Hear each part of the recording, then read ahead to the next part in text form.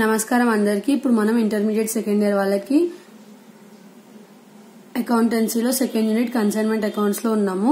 So first మనం ఏం చూసాం, ప్రీవియస్ వీడియోస్ లో ఇంట్రొడక్షన్ చూసాము, ప్రొఫార్మా చూసాము, కన్సైన్మెంట్ అకౌంట్ లో జనరల్ ఎంట్రీస్ ఇస్తే ఎలా చేయాలి, ఇంకా అన్సోల్డ్ స్టాక్ చూసాము. అన్సోల్డ్ స్టాక్ ఒకవేళ ఇన్వాయిస్ ప్రైస్ ఇస్తే ఎలా చేయాలో కూడా చూసాము. ఇప్పుడు ఒకవేళ అబ్నార్మల్ లాస్ ఇస్తే ఎలా సాల్వ్ చేయాలో చూద్దాము. సో ఇక్కడ మనకి క్వశ్చన్ అబ్నార్మల్ లాస్ రిలేటెడ్ ఉంది. Raja oil mills Kamareddy consigned 500 kgs of ghee to Vijay dealers of Yellareddy. So ఇక్కడ మనకి ఎవరు, ఈయనే ఓనర్, ఇతనేమో ఎవరు, ఏజెంట్. సో ఎంత మనకి ఎన్ని kgs of ghee, 500 kgs of ghee అంట. ఈచ్ ఎంత 800 రూపీస్ అంట. సో ఇది మనకి ఏంటిది, కాస్ట్ ప్రైస్. సో మనకి ఏమంటున్నారు, ఇక్కడ ఎవరైతే ఓనర్ ఉందో అతను ఎంత 5000 అంట ఎక్స్పెన్సెస్ బేర్ చేసిండంట.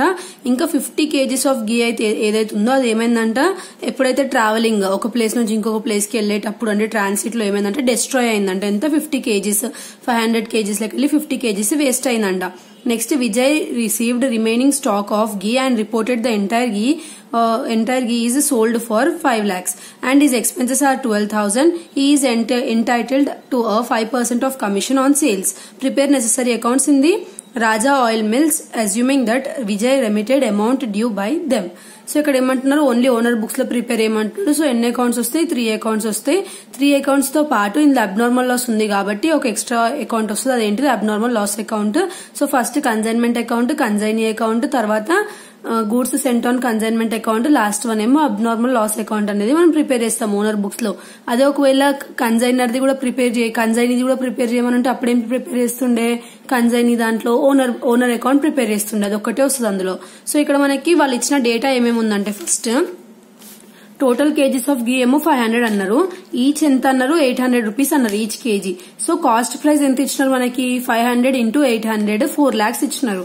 సో ఈ 4 lakhs ఏదైతే ఉందో అది మనకి ఏంటిది, కాస్ట్ ప్రైస్. ఏదైతే మన గీ ఉందో ఆ goods the. Next number of kgs of ghee destroyed, ఎంత డెస్ట్రాయ్ అయింది, 50 kgs ది డెస్ట్రాయ్ అయింది. సో టోటల్ 500 లకి వెళ్ళి 50 kgs డెస్ట్రాయ్ అయిందని చెప్తున్నారు. సో ఇప్పుడు 50 kgs ఏదైతే డెస్ట్రాయ్ అయిందో అది మనకి ఏంటిది, అబ్నార్మల్ లాస్. అంటే ట్రావెలింగ్ లో పోయింది కదా, ఒకవేళ వాళ్ళు సేఫ్ గా తీసుకెళ్లి ఉంటే అది బతుకుతుండే గీ, అంటే అది సేఫ్ గా వెళ్తుండే.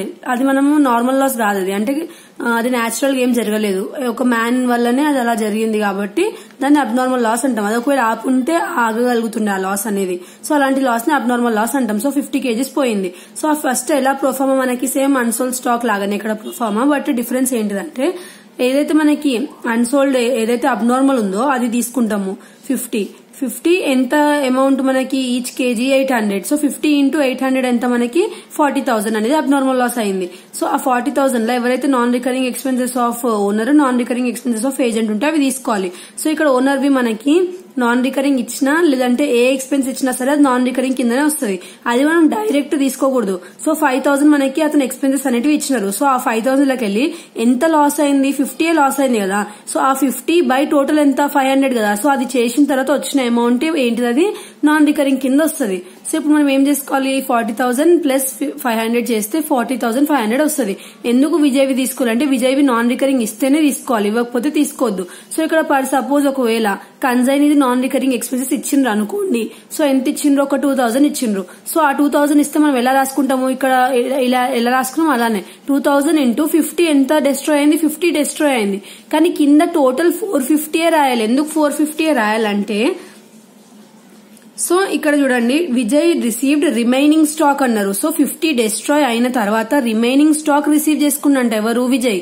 సో రిమైనింగ్ స్టాక్ ఎంత, 50 డెస్ట్రాయ్ అయినాక 500 లకి వెళ్ళి 450 కదా. సో అంతే రిసీవ్ చేసుకుండు. ఇక్కడ ఇవ్వలేదు కాబట్టి నేను నిల్లని రాసుకున్నా, ఒకవేళ ఇచ్చుంటే కింద ఇలా రాసుకోవాలని చెప్పడానికి నేను ఎగ్జాంపుల్ కి ఈ అమౌంట్ అనేది తీసుకున్నా, బట్ ఇక్కడ ఏమి ఇవ్వలేదు, నిల్. సో ఎంత 40,500 అనేది అబ్నార్మల్ లాస్. సో జస్ట్ ఇక్కడ మనకి యాడ్ అయ్యేది ఏంటిదంటే అబ్నార్మల్ లాస్ అనే ఎంట్రీ మనకి ఇక్కడ సైడ్ యాడ్ అవుతుంది అనమాట, ఇక్కడ కన్సైన్మెంట్ లో credit side. So credit side అనేది యాడ్ అవుతుంది అబ్నార్మల్ లాస్ అమౌంట్. యాడ్ అయిన తర్వాత ఇప్పుడు అబ్నార్మల్ లాస్ లోకి వెళ్తే ఇక్కడ బై అబ్నార్మల్ లాస్ ఉంది కాబట్టి ఇక్కడ ఏమొస్తుంది, 2 కన్సైన్మెంట్ అనేది వస్తుంది. 2 కన్సైన్మెంట్ అని వచ్చి by profit and loss account 40,500 అనేది వస్తుంది. సో అబ్నార్మల్ లాస్ చేసేటప్పుడు మనం ఇంకొకటి ఏం చూసుకోవాలంటే,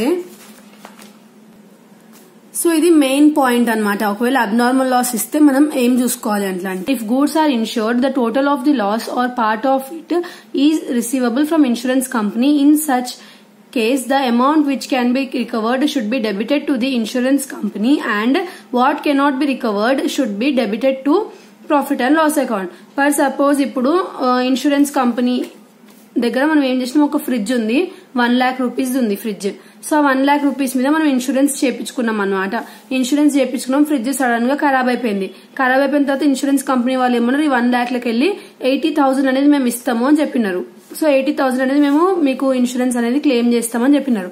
సో ఇప్పుడు ఏదైతే మనకి ఇక్కడ అబ్నార్మల్ లాస్ ఉందో, అబ్నార్మల్ లాస్ దగ్గర మనం ఎంత రాస్తాం అమౌంట్, టోటల్ 1 lakh రాస్తాం.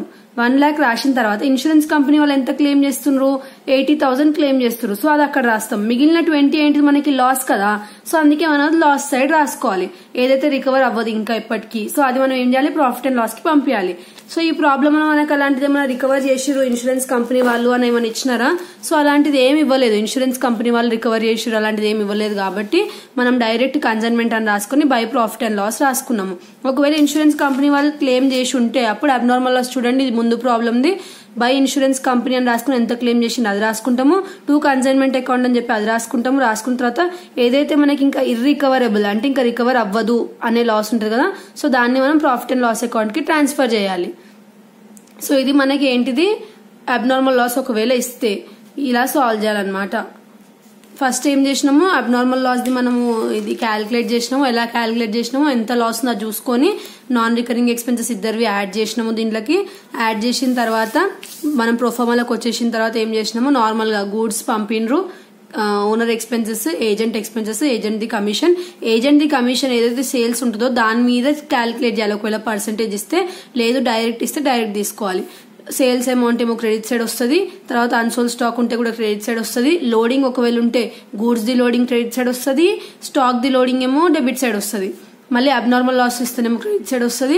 మళ్ళీ విజయ్ది నార్మల్ ఇక్కడ సైడ్ ఏమో టు కన్సైన్మెంట్ అని చెప్పి సేల్స్ అమౌంట్ రాసుకుంటాము, ఇక్కడ సైడ్ ఏమో ఎక్స్పెన్సెస్ అమౌంట్ రాసుకుంటాం, కమిషన్ రాసుకుంటాం. జస్ట్ ఇక్కడ పైన ఉన్నాయి కాబట్టి మనం ఏం చేస్తాం, ఈడనేమో కన్సైన్మెంట్ టు విజయ్ ఉంది కాబట్టి ఇక్కడ బై కన్సైన్మెంట్ అని చెప్పి రాసుకుంటాం. రెండింటిని రాసేసుకున్న తర్వాత గూడ్స్ సెంటర్ ఆన్ కన్సైన్మెంట్ రాసుకొని, ఇక్కడ కన్సైన్మెంట్ టు జిఎస్సీ ఉంది కాబట్టి జిఎస్సీలో ఏం రాసుకుంటాం, బై కన్సైన్మెంట్ రాసుకుంటాం. 4 lakhs రాసుకొని దేనికి ట్రాన్స్ఫర్ చేస్తాము, టు ట్రేడింగ్ అకౌంట్ కి ట్రాన్స్ఫర్ చేస్తాము. ట్రేడింగ్ అకౌంట్ కి ట్రాన్స్ఫర్ చేసిన తర్వాత ఇంకా ఎక్స్ట్రా యాడ్ అయ్యే బాక్స్ అంటే అబ్నార్మల్ లాస్ ది.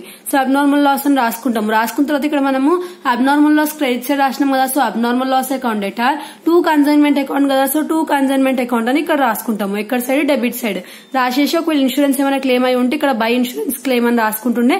ఏం క్లెయిమ్ అవ్వలేదు కాబట్టి మొత్తం అమౌంట్ ఎక్కడ ట్రాన్స్ఫర్ చేసినాము, లాస్ అకౌంట్ కి ట్రాన్స్ఫర్ చేసినాం అనమాట, ప్రాఫిట్ అండ్ లాస్ అకౌంట్ కి. సో ఇది మనకి అబ్నార్మల్ లాస్ ఇస్తే ఇలా సాల్వ్ చేయాలి. చాలా చాలా ఈజీగా సాల్వ్ చేయొచ్చు. నెక్స్ట్ వీడియోలో నేను ఏం చెప్తానంటే కన్సైన్మెంట్ అకౌంట్ ది మొత్తం బేసిక్ చెప్తాను, ఒకసారి రిపీట్ చేస్తాను.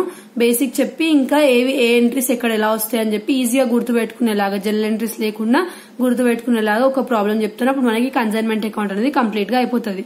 Thanks for watching.